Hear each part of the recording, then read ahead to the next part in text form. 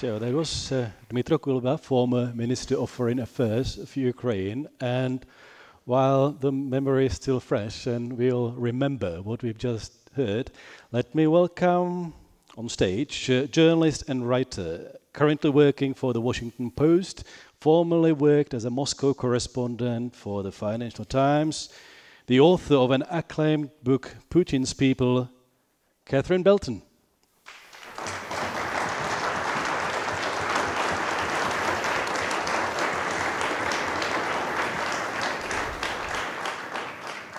Catherine, very warm welcome to Prague, and many, many thanks for being thanks here. so much for having me here. It's such an honor to be here at such an important event, so thank you very much. If I may start with a sort of a follow-up from what we've just heard, I must say that one of the most interesting things for me was when Mr. Kuleba was describing and explaining the style of the negotiations, when he said, well, when the Russians don't want to reach an agreement, what they do, they dwell on details, they spend hours negotiating tiny little things, they try to break up the whole process into phases. You're nodding. It sounds familiar. I think we've seen this many times before. It's a particular stylistic of Vladimir Putin. It was first noticed in particular when he was taking down Mikhail Khodorkovsky, who was Russia's richest man and owner of its biggest oil company, Yukos. Putin was very keen to create the veneer of legitimacy around what was essentially a state shakedown of a political rival. So he had this long, drawn-out process of a court case where every single detail was mulled over, but actually it was a fabricated court case to take down a political rival and imposing retroactive back taxes worth tens of billions of dollars in order to take over the country's oil industry. But Putin is a lawyer, so he loves to have these tiny details, but really he's creating a veneer rather than doing actually anything legitimate. And I suppose that we can expect that those people who will be on the Russian side of the table when it comes to negotiations will be very carefully chosen people. Oh yes, I think Putin has been, he's been picking his negotiators very well. It's not for nothing that he appointed on the eve of talks Khil Dimmitriv as his international economic envoy, and he was specifically placed into the first round of talks with the Americans in Riyadh because he was there to speak to Trump's sensibilities as a businessman. He was there to dangle deals about carving up the Arctic between Russia and America. And, I was told by people close to senior Moscow diplomats that he was chosen specifically to appeal to Trump in that way. With Mr. Kuleba, we were talking mostly about the negotiations, of huge negotiations between Ukraine and Russia, but before that, there were several rounds of discussions between American envoys and diplomats and Russians, and there's been quite a lot of commentary on that it was the Russians who seemed a lot more prepared, experienced, and the Americans looked like little children. Unfortunately, yes, that was the case because as one kind of experienced member of the establishment in DC told me, he said basically that part of the Trump administration had lost its muscle memory in how to negotiate with the Russians. They came to the table almost like children, where you have Sergei Lavrov, who has been in that position for more than 20 years, and they know how to basically pick apart these American negotiators who have forgotten what tough cookies the Russians are and how precisely they will never kind of lose any or betray any sense of doubt during talks. They always have to project 100% confidence.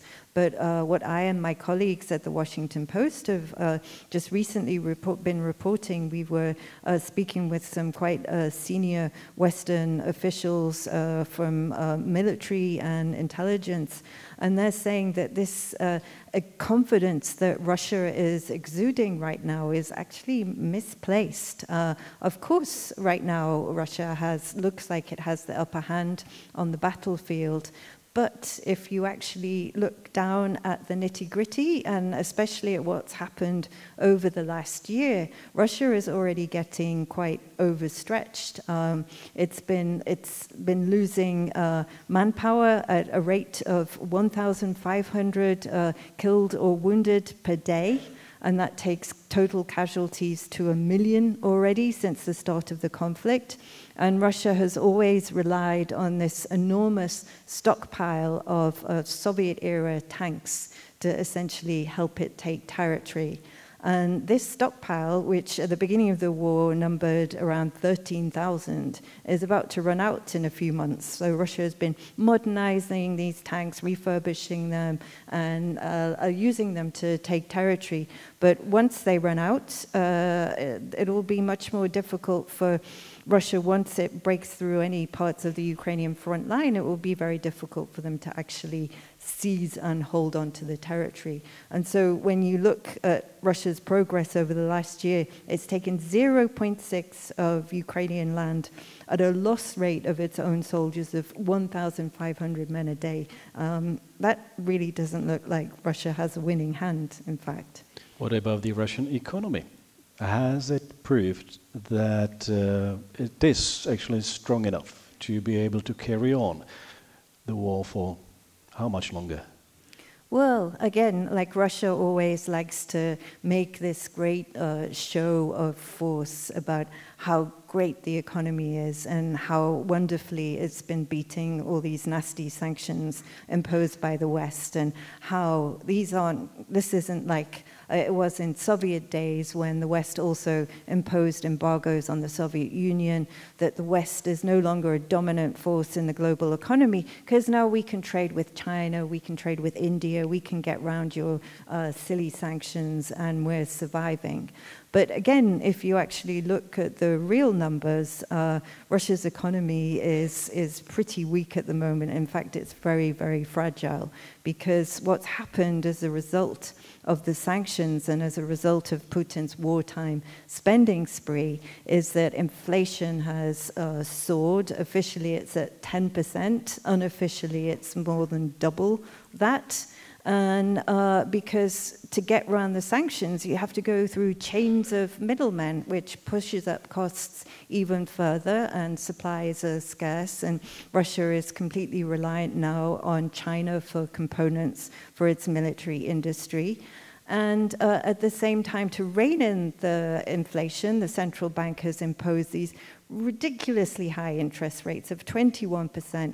And even Putin's closest ally, who's in charge of the state arms conglomerate, Sergei Chemezov, has been warning that his companies, which are like the core of Russia's military machine, could be facing a string of bankruptcies because they can't repay their loans at such high interest rates. So again, Putin is very good at creating this veneer of confidence when actually he thinks time is on his side, but all Europe has to do is really dig in now, and the analysis shows that by next year Russia is going to be facing severe shortages of manpower and some types of weaponry.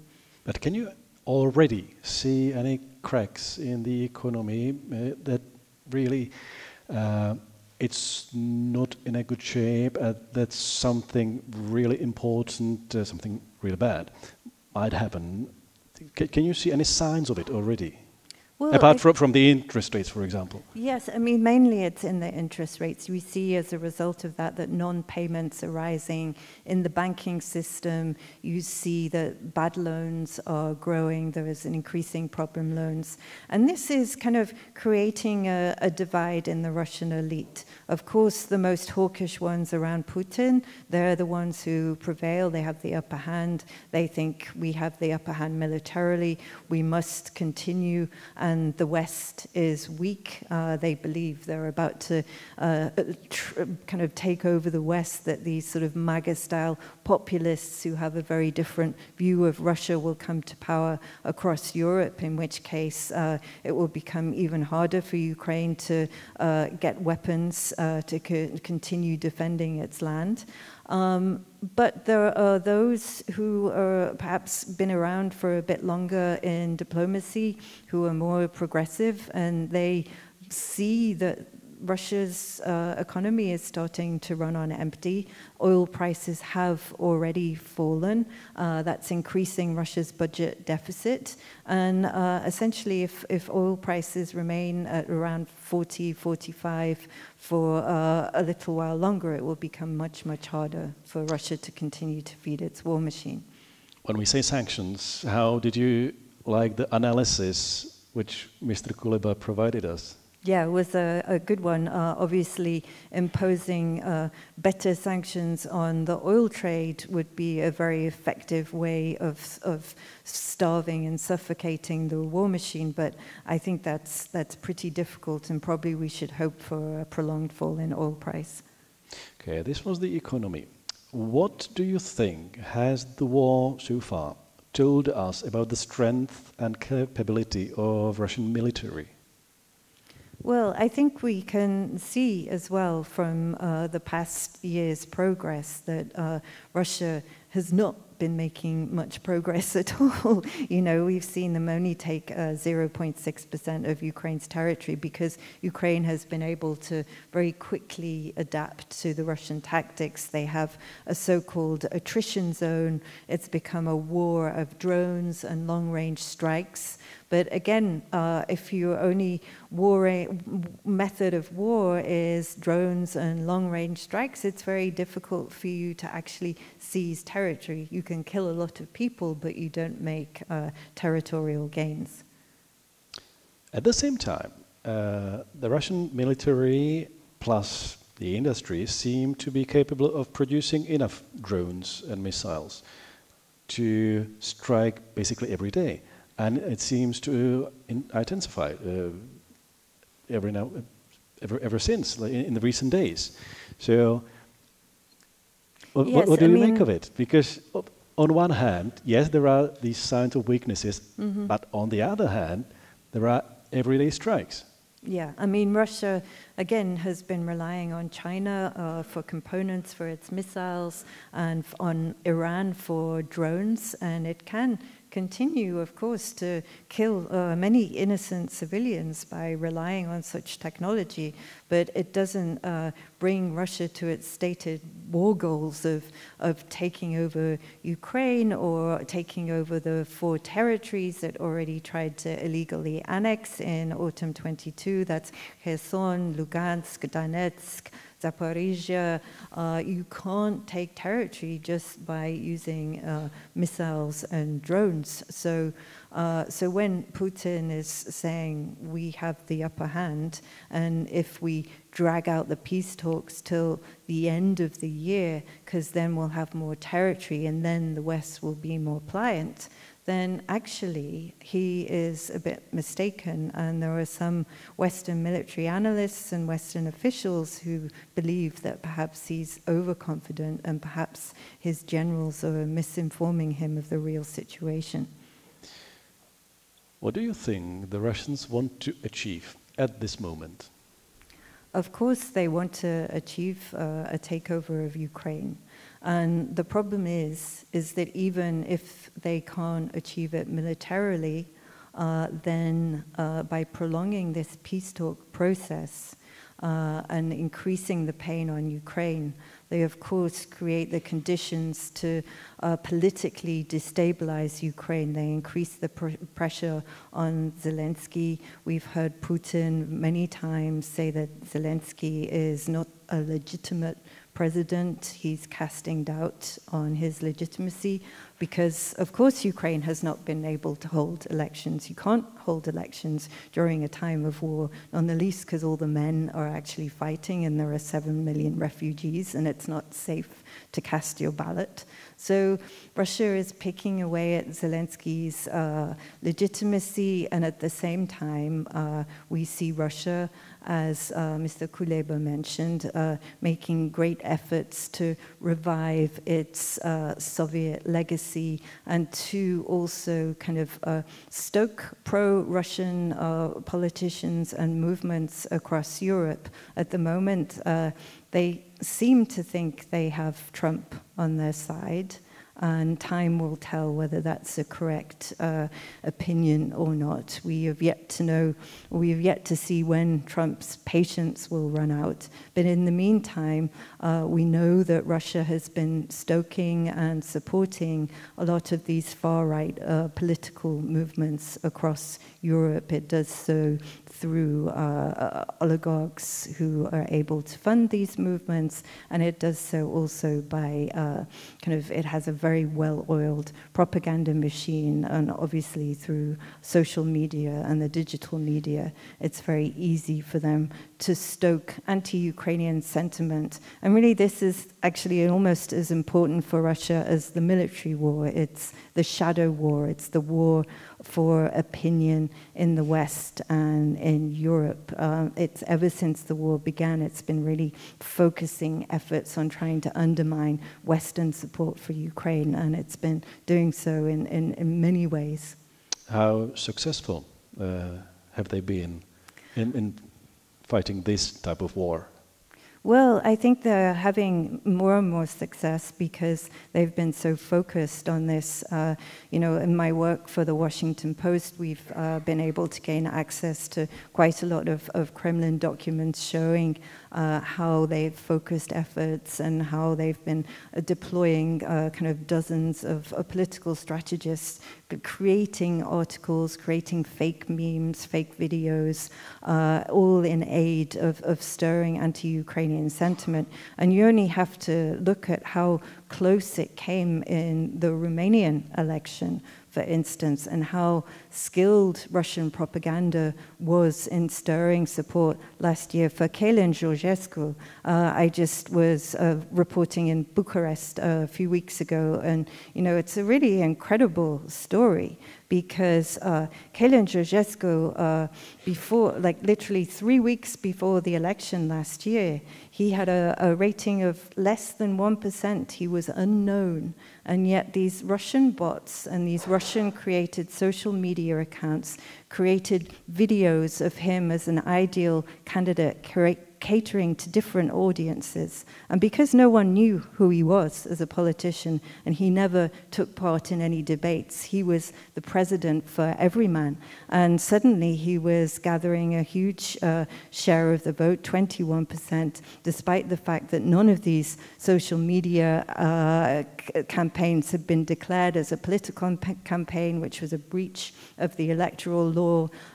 He was claiming he had zero financing, and all of this was coming from God, which again was a breach of the electoral law. So the Romanians actually acted very bravely against these Russian disinformation in breach of our democratic laws on electoral campaigns and cancelled the elections. But that almost had a blowback because then Georgescu's closest ally, Simeon, was piggybacking on a protest vote and nearly won. But I think thankfully the Romanian people could see through the fake demagoguery. And once Simeon actually had to take part in political debates, he was, he made very many gaffes because he's an inexperienced politician. And it was clear that he was just a political populist who was making empty campaign promises. In fact, he'd campaigned on a promise to give everyone free apartments, and then when he was actually asked about it in a political debate, he said, "Oh, sorry, that was just campaign dialogue." If I go back to the questions, what do the Russians actually want at this moment, do I understand you correctly that it does not seem to you that Moscow actually has any real intention to stop the war? It's definitely clear that they don't want to stop the war, but it's possible they could think that, if they force Zelensky into a deal that's so politically unpalatable for him, for instance, what Russia had put initially on the table through talks with Steve Witkoff, who enters the Kremlin without any note takers, without any translator of his own, so no one really knows what happens in his meetings with Putin. But the first deal on the table that was offered by the US to Russia was for the US to recognize the legitimacy of Russian control over Crimea and over the 4 territories it hasn't even seized yet, as well as a full lifting of sanctions. And of course, Russia would love that, and they might stop the war for that. But if there's a full lifting of sanctions and a recognition of Russia's legitimate seizing of territory, then that gives Russia carte blanche to re-attack Ukraine in a year's time. They can blame Zelensky, and it also allows its military industry to restore itself. And we've already seen signs that it's building up already on the border with Finland and with the Baltic states. And that basically means that Russia's gotten away with it and can try again in a few years' time. So that's something they could agree to because it allows them to do basically whatever they want. We've heard Dmitry Kuleba saying that Europe alone can do absolutely nothing to force or to make Vladimir Putin stop the war. How important for Putin is what Donald Trump does or says? I think for him it's incredibly important. So is Trump the only one who can actually do something about it? Well, Trump certainly likes to think he's the only one. He thinks he's the one that has the special relationship with Putin. And does he? Sorry. Well, we don't quite understand that relationship, but it certainly looks like Putin has the upper hand in that relationship at the moment. But that's at the moment. Obviously Trump is continually making excuses for Putin for the fact that there is, after all these weeks, still no ceasefire, and after all these weeks, Trump is still repeating, we have to stop the killing, we must have peace, and yet he has been unwilling to exert any leverage over Putin to do so. So it's a real test for Trump, because obviously this is the question that's haunted his presidency ever since he first came to power in 2016. Everyone has always wondered about this so-called special relationship with Putin. Does Russia have some kind of leverage over Trump, which makes him unwilling to act against Putin? Or is it just this love fest between people who want to be strong men, autocrats, who want to divide the world into great powers and divvy up the Arctic between themselves? We don't know, but I think it's going to be tricky for Trump to continue to close his eyes, because we see signs in the Republican Party that they're very unhappy. They tell Trump that we don't want Ukraine to be like Afghanistan was for Biden, because that was such a disaster, the US withdrawal from there. And we see his own party basically saying that Russia is playing you, you must stop. And we also see Lindsey Graham and others within the Republican Party preparing what would be a very tough raft of sanctions on Russia. If there are so many don't knows, how difficult is it for you as a journalist working for the Washington Post, one of the greatest brands in the whole journalism, to follow Trump and White House and what are his intentions, to follow his steps? How difficult is it for you to get some insider information from the White House? I'm finding it one of the greatest challenges of our time. I'm not based in DC, so it's not my job to find out what's happening in the White House, but it is my job to investigate Russian influence. And I found this year, since Trump's re-election, really overwhelming, because there's still so much that we don't understand about that relationship. And there's so much we don't understand about, for instance, the woman he appointed as Director of National Intelligence, Tulsi Gabbard, who got that post even though she was known for parroting Kremlin propaganda the whole time. How did she get there?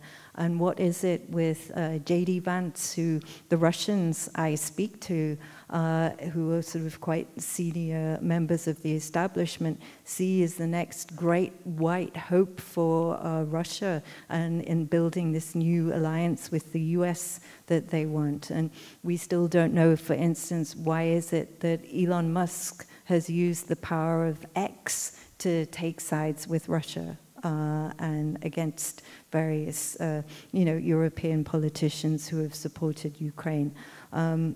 These are the great challenges of our era, and it's becoming more and more difficult to investigate it, especially when Trump has been launching his own crackdown on the media. You've written a book called Putin's People, and it's like this thing, it's a real book.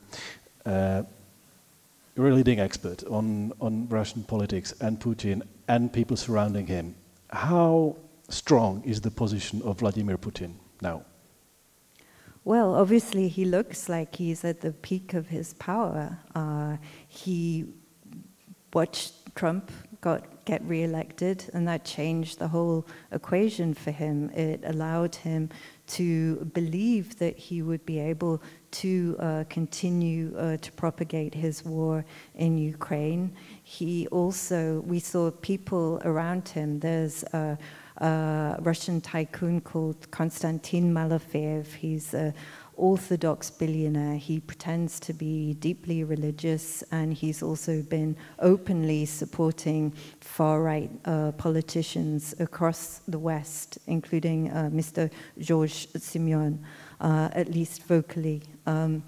And we heard them kind of welcome Donald Trump's election as the dawn of a new era. This is a new world. The 21st century is going to be very different. We're returning to an era of great powers where Russia and the US get to divide up the world over the heads of Europe.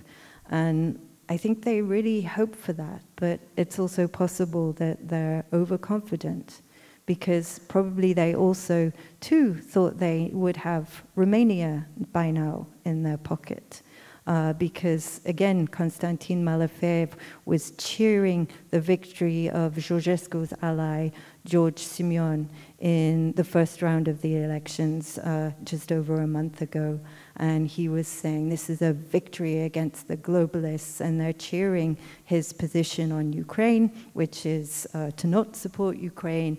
And in fact, Simeon had been advocating his own expansionist policies, in which he wanted to take parts of Moldova and Ukraine, which he considered historically Romanian. So he was part of the populist carve-up type politician, and again they were cheering him, but the Romanian people quite rightly stood up and decided they didn't want that. So I think Putin, he's been looking across Europe. You see this kind of wave of populism rising, in which you have AfD, of course, on the rise in Germany. You have Viktor Orban, his staunch ally in Hungary. He has Fico in Slovakia. And I think he thinks that apart from Trump, he can change Europe as well. But European democratic leaders have been taking a greater stand. And European countries and governments have also been activating in their own defense industries to secure Ukraine. And we still perhaps don't have the answer to the biggest question: is Trump really going to continuously kowtow to Putin?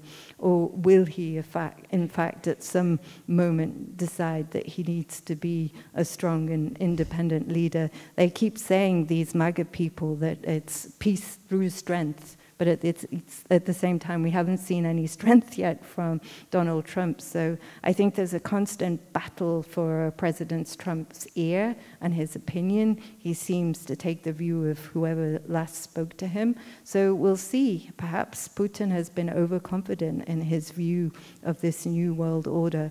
And in many ways, I think it's still to play for. And back in Moscow, is there actually any information, or at least qualified guess, who are today Putin's closest people, who might have some influence on him? Well, unfortunately, the people who are closest to Putin nowadays are probably the most hawkish ones, because we know during the pandemic, unfortunately, this is one of the great tragedies of history, was that Putin locked himself away with his most hawkish advisors, and the more rational, progressive ones didn't have any access to him. Is it true that he was truly scared of COVID? Well, you could certainly see that he looked to be when he was having these meetings with world leaders before the invasion, when he kept them at a great distance at these long tables. So, and we also heard that even his closest allies, such as Igor Sechin, would have to quarantine for 2 weeks before they were allowed to see him. And when you're important political figures and government advisors, it's quite a thing to have to quarantine for 2 weeks. But Putin was locked away with the history books and with a hawkish advisor, Yuri Kovalchuk, who convinced him that he had to restore Ukraine and take it as part of the Russian Empire, as how they saw it, at least. Is there anything in Russia which might unsettle Putin's power? Well, I think we saw just one example not so long ago, 2 years ago, when Yevgeny Prigozhin, who had been a very close Putin ally, suddenly sent his men on a march to Moscow. It just showed how very unpredictable politics in Russia can be. At the moment, we have all these tensions bubbling up under the surface in Russia. You have a deepening divide among the political elite over the direction of the war and whether Putin should stop it or not. Putin obviously thinks he can continue the war, but at loss rates of 1,500 men per day, I think by next year that becomes a much more difficult predicament for him. And, at the moment they have record numbers of recruits, but that's because the expectation is now that the war is going to end, so they can take the huge payout from the state, and they think not risking anything. But when in fact the war continues to drag on, I think this will change opinions. Has Putin and his people any reason to be afraid of the diaspora, Russians living abroad? I'm afraid not.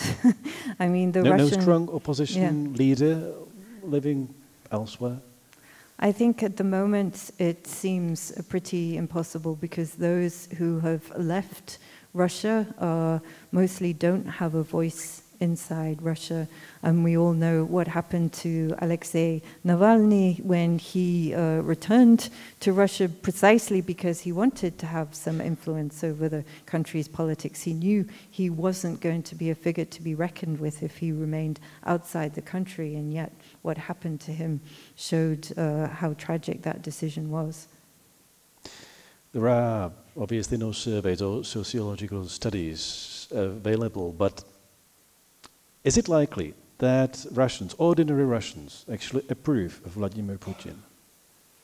Well, again, of course, the power of Russian propaganda is enormous. So, yes, on the face of it, he does have enormous popularity. But expectations have been rising really now for the end of the war, and people really want to see it over and done with. So I think the longer it goes on, the less support he will have. I was ending the interview with Mr. Kuleba with questions about the future of Ukraine. How do you picture the future of Russia? Can you imagine Russia in 10 years from now, what it might look like? Well, unfortunately, we have a system now in Russia in which, Putin has been the dominant force for the last 25 years. But it hasn't just been Putin, it's been a system of men from the security services. It's the FSB that run the country. And really it will be the FSB that continue to run the country now for, I would think, some many years to come. And it's just a question of what type of security services is going to be in power, because it's not monolithic. It could be the more progressive type, or it could be the very hawkish ones, because at the moment there is a divide. But unfortunately, after 3 years of war against Ukraine and this endless propaganda that Putin and his own allies actually really believe in, they've always been paranoid about the West and the fact that the West is somehow out to get Russia or encircle it. And so this paranoia and this sense that we are battling the West is now really seeped into the system. So even if a progressive group of FSB or ex-KGB men came to power, they would want to maybe reintegrate their country with the West, but not to kind of be nice to us, but to compete with us better and to perhaps be able to more ably undermine our democracies when they're so integrated. There are no more sanctions, for instance. Ladies and gentlemen, Catherine Belton.